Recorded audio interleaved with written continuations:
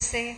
और हम अपने अंदर अब झांकें कि चलो हो सकता है हम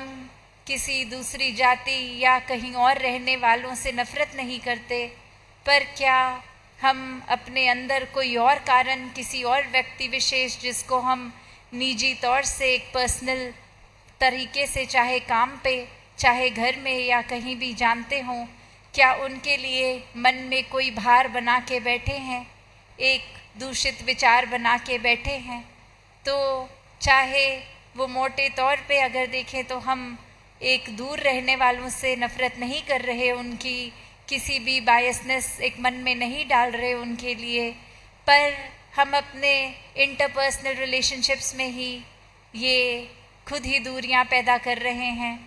खुद ही सोच को ख़राब करके नफ़रतों के कारण बना रहे हैं। तो बात सिर्फ़ एक संसारिक एक रूप में तो तब वो मुबारक है जब निजी रूप पहले खुद से शुरू हो के घर पर, परिवार, मोहल्ले, शहर, देश, संसार, तो ऐसे ही ये रिपल इफ़ेक्ट प्यार का हर कोई फैलाते जाएं, ये शिक्षाओं को याद करते जाएं। कैसे एक अक्सर जो आजकल वातावरण पिछले दिनों देखा भी, उस पे भी भाभी जी अक्सर वही एक एग्ज़ाम्पल देख के बोलते थे कि आज की दुनिया का तो वही रूप है कि ये गाइडेड मिसाइल्स तो हैं, पर जो लोग हैं वो मिसगाइडेड हो गए हैं। तो एक किसी मशीन को एक डिस्ट्रक्शन के रूप में तो कमांड एक अच्छी सी गाइडेंस दे के वो करवाया जा सकता है, पर ये इंसान की सोच,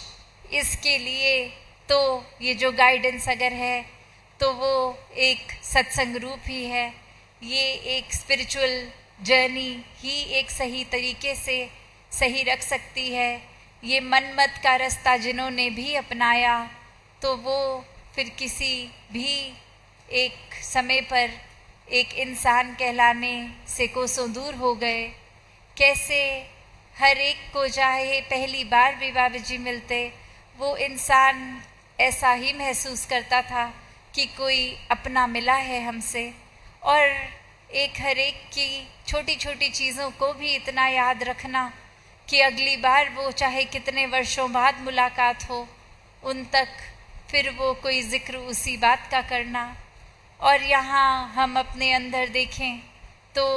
एक कोई कमरे में हमसे बात भी कर रहा होता है तो वो बात ढंग से सुनने की बजाय हम अपने फ़ोन पे ही एक नज़र टिका के या स्क्रॉल कर रहे होते हैं या किसी और के मैसेज का जवाब दे रहे होते हैं। ये ध्यान से सुन